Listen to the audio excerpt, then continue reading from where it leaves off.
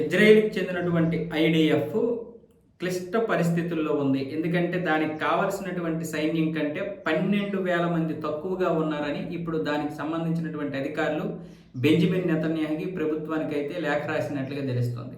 IDF కూలిపోయే పరిస్థితుల్లో ఉంది. ఇప్పటికైనా మీరు మేలుకోండి అన్న విధంగా దానికి సంబంధించినటువంటి ఆ సంస్థ chief of staff lieutenant general Eyal Zamir ఆందోళన వ్యక్తం చేశారు.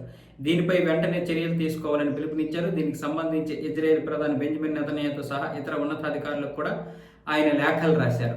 కాబట్టి ఇంతకుముందు కూడా దీని గురించి చెప్తున్నాం, ఇప్పుడు కూడా దీని గురించే చెప్తున్నాం. ఇప్పుడు యుద్ధం ఆగే పరిస్థితులు లేదు. ఆగినా సరే మనం అప్రమత్తంగా ఉండాలి. కాబట్టి మనకు కావాల్సిన దానికంటే 12,000 మంది తక్కువగానే ఉన్నారని ఈయన చెప్తున్నాడు. వాస్తవానికి అటు హమాస్తో పోరాడినప్పుడే ఇజ్రాయెల్ చాలా వరకు సైన్యం కొరతతో బాధపడింది. వాస్తవానికి అక్కడ అందరూ కూడా పని చేస్తారు, సైన్యంలో అందరూ చేస్తారు. కాకపోతే ఇప్పుడు యుద్ధ కారణంగా ఎక్కువ మంది చేయాల్సి వచ్చింది, ఎక్కువ మంది చేస్తూనే ఉన్నారు.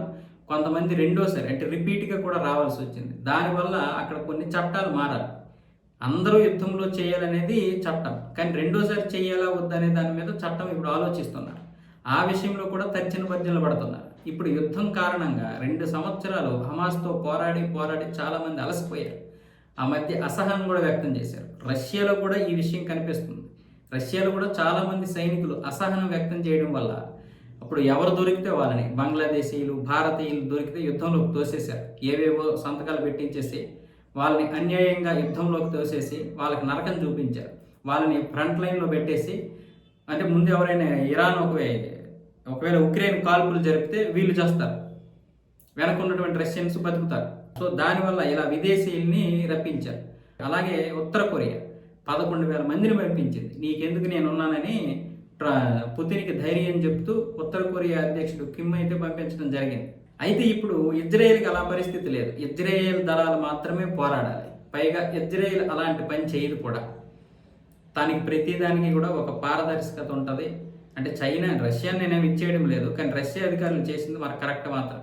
నేను రష్యాని ఇది అనడం లేదు, కానీ రష్యా అధికారులు చేసింది మాత్రం ముమ్మాటికి తప్పే.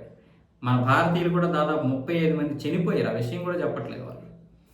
సో ఇజ్రాయెల్కి ఇప్పుడు ఈ సమస్య వచ్చింది. ఈ సమస్య నుంచి గట్టెక్కడానికి తీవ్ర ప్రయత్నాలు అయితే చేస్తుంది. పైగా ఇప్పుడు ఎన్నికలు కూడా రాబోతున్నాయి. ఇప్పుడే ఎన్నికలు వస్తే మళ్ళీ ఈ సంక్షోభంలో ఇంకా మరింత సంక్షోభమని అది సెప్టెంబర్కు, అక్టోబర్కు వాయిదా వేయాలని కూడా చూస్తున్నారు. సో ఇలాంటి నేపథ్యంలో కొన్ని వాయిదాలు పడుతున్నాయి.